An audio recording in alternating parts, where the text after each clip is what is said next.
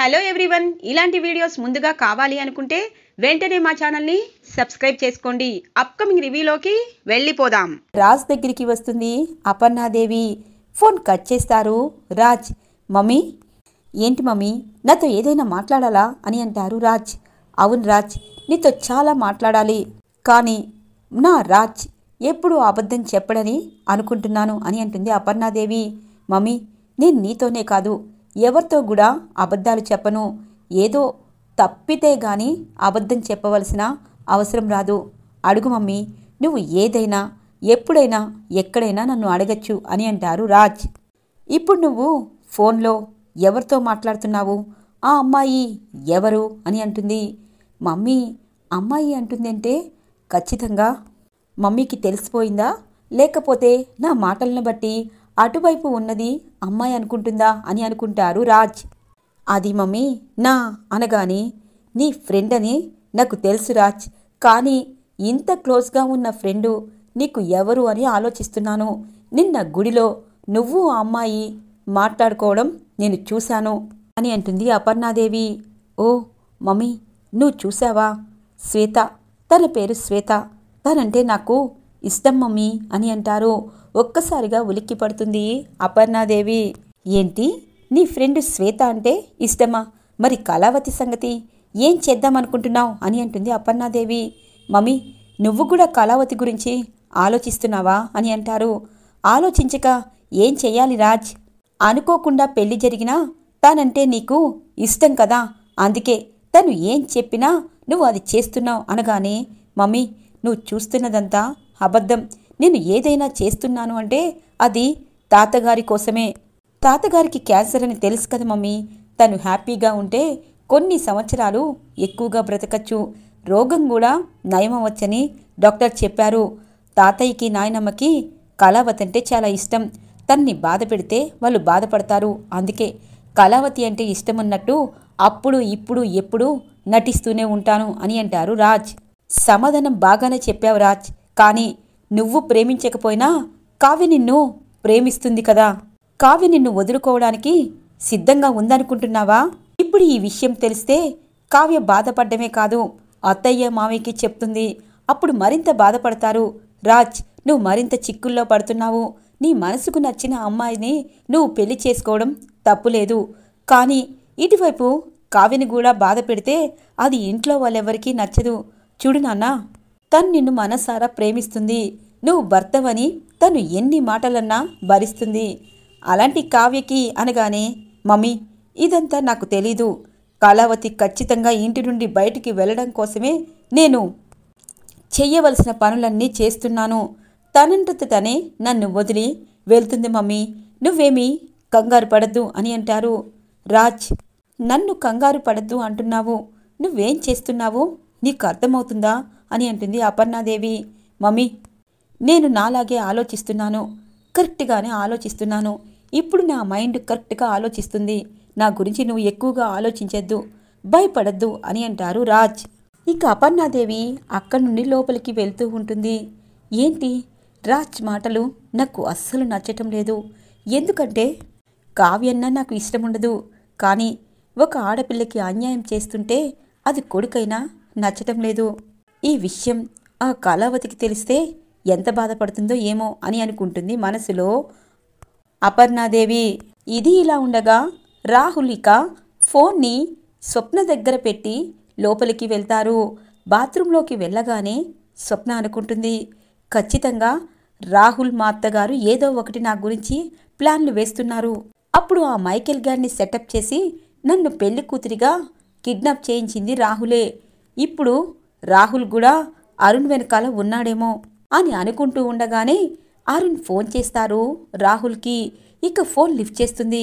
ఇది అరుణ్ నెంబరే అని చెప్పి ఇక ఫోన్ని దగ్గరగా పెట్టుకుని వింటుంది. సార్, రాహుల్ సార్, మీరు చెప్పినట్టు అన్నీ చేస్తున్నాను. నా హాస్పిటల్ సంగతి ఏంటి? ప్రాణం కంటే ఎక్కువగా స్వప్నని ప్రేమించాను. నన్ను పెళ్లి చేసుకోకపోయినా తనకి అన్ని సహాయాలు చేసేవాణ్ణి. ఇప్పుడు స్వప్న నన్ను నమ్మదుగాక నమ్మదు. నేను బ్లాక్మెయిల్ చేస్తున్నానని నిన్న గుడిలో నన్ను పట్టుకొని అందరి ముందు పెట్టాలని చూసింది. ఒకవేళ అలా జరిగితే నేనొక పోకిరి రాస్కెల్గా మిగిలిపోతాను. డాక్టర్ అంటే ఎవరు నమ్మరు. చూడండి సార్, మీ మాటలు నమ్మి మీరు హాస్పిటల్ కట్టిస్తారని నేను స్వప్నకి అన్యాయం చేశాను, బ్లాక్మెయిల్ చేస్తున్నాను. మీరు హాస్పిటల్ అనేది ఎప్పుడు కట్టడం మొదలు పెడతారో చెప్పండి అని అంటారు అరుణ్. గబుక్కున ఇక ఫోన్ కట్ చేస్తుంది స్వప్న. ఇదేంటి, రాహుల్ గారికి ఫోన్ చేస్తే మాట్లాడకుండా ఫోన్ కట్ చేశారు, తర్వాత ఆయనే చేస్తాళ్లే అని అనుకుంటారు అరుణ్. స్వప్న ఇక అరుణ్ మాటలకి ఉలిక్కి పడుతుంది. అనుకున్నాను, దీని వెనకాల ఈ రాహులే ఉన్నాడనుకున్నాను. చెప్తా, అన్నీ తెలిసి కూడా నా కడుపులో బిడ్డకి తనకి సంబంధం లేదంటాడా? అంతు చూస్తాను. ఇప్పటిదాకా ఈ స్వప్న అంటే సగమే చూశారు, పూర్తిగా చూస్తారు. ఇప్పటి నుండి నేను ఏం చెయ్యాలో అదే చేస్తాను. ఇప్పటిదాకా నేను నిజ రూపం అలాగే DNA టెస్ట్ దాకా ఆగాలి, వీళ్ళని నమ్మించాలని అనుకున్నాను. దీని వెనకాల రాహుల్ ఉన్నాడు కాబట్టి ఇప్పుడు నన్ను ఏమీ చెయ్యలేడు. ఇప్పుడు అరుణ్ వాయిస్ రికార్డ్ చేశాను, అది రాహుల్కి తెలీదు. ఆ రికార్డర్ అందరి ముందు ఓపెన్ చేస్తే రాహుల్ అత్తయ్య బండారం బయటపడుతుంది. దేవుడా, నాకు ఏదో ఒక చిన్న ఆశ చూపిస్తున్నావు. ఎంతైనా ఇది రాహుల్ బిడ్డే కాబట్టి భరించాల్సి వస్తుంది అని చెప్పి మనసులో అనుకుంటుంది స్వప్న. ఇది ఇలా ఉండగా కావ్య ఇక టిఫిన్ రెడీ చేస్తుంది. అందరూ డైనింగ్ టేబుల్ దగ్గర కూర్చుంటారు. వదినా, నువ్వు బాధపడుతున్నావు కదా అని అంటారు కళ్యాణ్. బాధపడ్డం లేదు కవిగారు, మన ఇంట్లో జరుగుతున్నవన్నీ చూస్తే వాళ్ళు నా మీదే అనుమానం పెంచుకున్నారు, అందుకే అలా మాట్లాడారు. నేనేమీ ఫీల్ అవటం లేదు, నువ్వు ఫీల్ అవ్వద్దు. పెళ్లి పనులు అందరం చక్కగా చేసుకుంటూ హ్యాపీగా ఉండాలి అని అంటుంది కావ్య. మంచిగా చెప్పావమ్మా, ఎందుకంటే జరిగినవన్నీ గుర్తు చేసుకుని బాధపడే కంటే అవన్నీ పక్కన పెట్టి రాబోయే రోజులు ఆనందంగా గడపాలని మనుషులు ఆలోచించాలి అని అంటారు ఇందిరాదేవి. అవునత్తయ్య, రేపు మనం షాపింగ్కి వెళ్ళాలి అని అంటుంది అపర్ణాదేవి. అక్క, పెళ్లి షాపింగ్ అంతా చేసేయాలనుకుంటే మధ్యలో పంతులు గారు అరిష్టం, అమ్మాయి జాతకం బాలేదు అన్నారు. ఇక పెళ్లి వారం రోజుల్లో జరుగుతుంది, ఈలోపు మనం షాపింగ్ చెయ్యాలి. కావ్య, త్వరగా వంట చేసుకొని అందరం పెళ్లి షాపింగ్ చేద్దాము అని అంటుంది ధాన్యలక్ష్మి. వదినా, నేను కూడా వస్తాను, చాలా కాస్ట్లీ పట్టు చీర కొనుక్కుంటాను అనగానే, రుద్రాని, నువ్వు చేస్తున్న పనే అది, షాపింగ్ అంటే ముందే వస్తావు కదా అని అంటుంది ఇక ధాన్యలక్ష్మి. మమ్మీ, రేపు నాకు కుదరదు అని చెప్పి అంటారు రాజ్. ఏ రాజ్, రేపు సండేనే కదా, కుదరకపోవడం ఏంటి అని అంటారు ఇక సుభాష్, ప్రకాష్. అవునండి, రేపు సండేనే అని అంటుంది కావ్య. సండే అయినా మండే అయినా అది మీ వరకే, నాకు వర్క్ ఉంటుంది. రేపు నేను నా ఫ్రెండ్తో బయటికి వస్తానని మాట ఇచ్చాను, నా ఫ్రెండ్తో బయటికి వెళ్ళాలి అనగానే అపర్ణాదేవి ఒక్కసారిగా ఉలిక్కి పడుతుంది. అంటే ఆ శ్వేతతో ఏనా? అయినా రాజ్ ఏంటి ఇంత బరి తెగించాడు? రాజ్, ఫ్రెండ్తో ఎప్పుడైనా వెళ్ళొచ్చు, మన కళ్యాణ్ నీ తమ్ముడు, పెళ్లి షాపింగ్ నువ్వే దగ్గరుండి చెయ్యాలి అనగానే, మమ్మీ సారీ మమ్మీ, నేను వచ్చేవాడినే కానీ షాపింగ్ అన్నారు కదా, అందుకే ఆగిపోయాను. ఒరే కళ్యాణ్, రాహుల్, మీ ఇద్దరు వెళ్ళండి అని అంటారు రాజ్. అమ్మో, నా వల్ల కాదు రాజ్, రేపు నాకు చాలా పనులున్నాయి అని అంటారు రాహుల్. అన్నయ్య, నేను ఎన్ని మాటలైనా చెప్తాను, షాపింగ్ అంటే నాకు బోరే అని అంటారు కళ్యాణ్. సరే కవిగారు, రేపు అనామిక వాళ్ళని పిలిపించినా మీరు రారా అనగానే, వదినా, అనామిక వచ్చినా ఎవరు వచ్చినా నేను షాపింగ్కి రాను అని అంటారు కళ్యాణ్. తెల్లగా తెల్లవారుతుంది. దుగ్గిరాల ఫ్యామిలీ, అనామిక వాళ్ళ అమ్మా నాన్న అందరూ కలిసి ఇక పెళ్లి షాపింగ్కి బయలుదేరుతారు. ఇక కళ్యాణ్ ఇంటి నుండి బయటికొస్తూ అప్పుకి ఇక అనామిక వాళ్ళు అన్న మాటల్ని గుర్తు చేస్తారు. ఈ బ్రో మనసులో ఏదో పెట్టుకుంది, తన మనసుని బాధ పెట్టారు. అయినా అనామిక కూడా పెళ్ళైన తర్వాత ఇలాగే అనుమానిస్తుందా ఏంటి? అస్సలు అలా అనుమానిస్తే అనామికని అనామికలాగే చూస్తాను అని మనసులో అనుకుంటూ బ్రోని బుజ్జగించాలి, లేకపోతే నా పెళ్లికి రాదు అని చెప్పి మనసులో అనుకుంటూ ఇక కనకం ఇంటికి బయలుదేరుతారు కళ్యాణ్. ఇది ఇలా ఉండగా రాజ్, శ్వేత ఇక కార్లో వెళ్తూ ఉంటారు.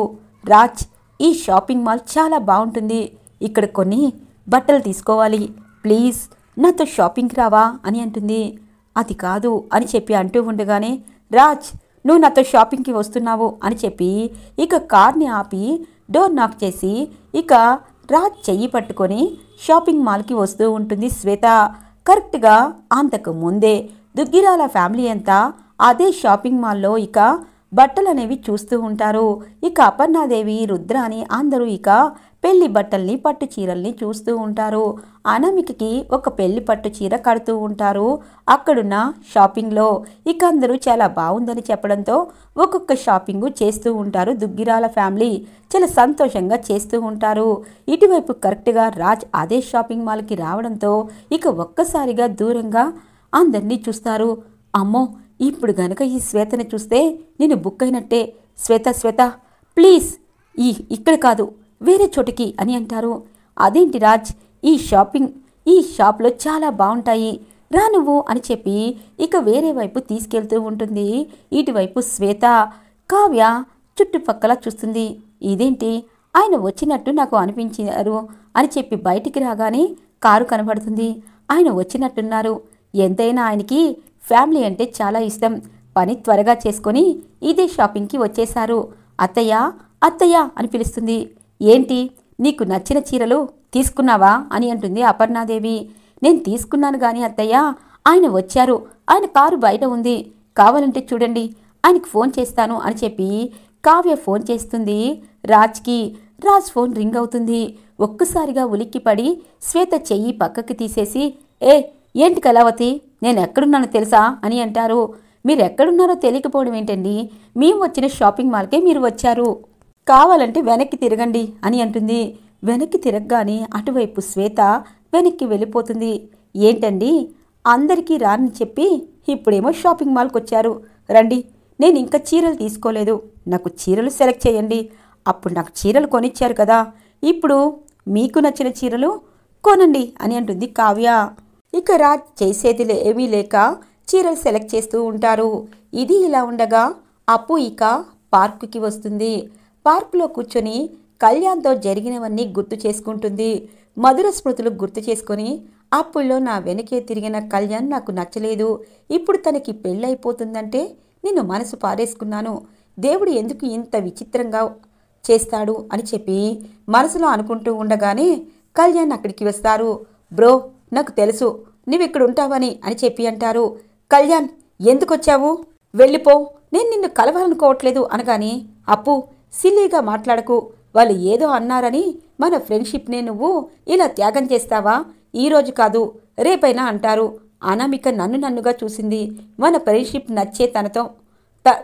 ఫ్రెండ్షిప్ తనకి నచ్చే నన్ను ప్రేమించింది, ఇప్పుడు వాళ్ళమ్మ ఏదో అనిందని నువ్వు నాతో విడిపోతే ఎలా చెప్పు. బ్రో, నువ్వు మాట్లాడకపోతే నేను ఉండలేను, ప్లీజ్ బ్రో, నాతో మాట్లాడు అని చెప్పి చెయ్యి పట్టుకుంటాడు కళ్యాణ్. కరెక్ట్గా అప్పుడే బజరంగ్ దళ్ వాళ్ళు వస్తారు. వీళ్ళిద్దరినీ చూస్తారు.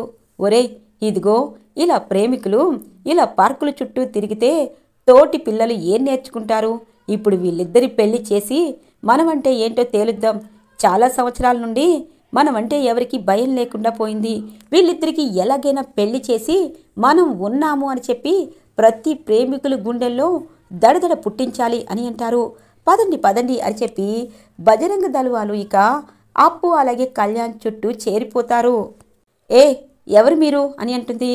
ఏంటమ్మా, మేము ఎవరు అని చెప్తే గాని నువ్వు ఇక్కడ లేవా, ఎంతైనా ఈ కాలంలో వాళ్ళకి అమ్మా నాన్న చుట్టుపక్కల ఎవరున్నారని అవసరం లేదు, ఇదిగో ఇలా కుర్రాలను వేసుకొని ప్రేమలో పడతారు, వాళ్ళు ఏదైనా చేస్తే పోలీస్ స్టేషన్కి వస్తారు, ముందు మీ ఇద్దరికి పెళ్లి చేస్తే గాని మీకు బుద్ధి రాదు అనగానే, ఏం మాట్లాడుతున్నారు అని అంటారు కళ్యాణ్.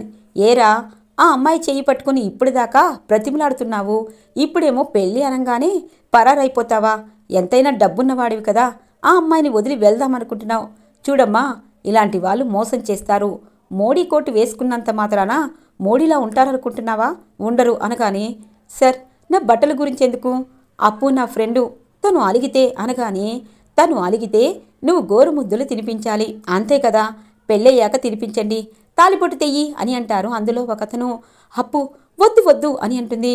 అమ్మా ఇప్పుడు వద్దు అంటారు, రేపు పొద్దున ఇలాంటి వారు చాలామందికి మోసం చేస్తారు, ముందు తాలిబొట్టు కట్టరా అని చెప్పి అంటారు. సార్ నేను చెప్పింది వినండి, త్వరలో నా పెళ్ళి అని అంటారు.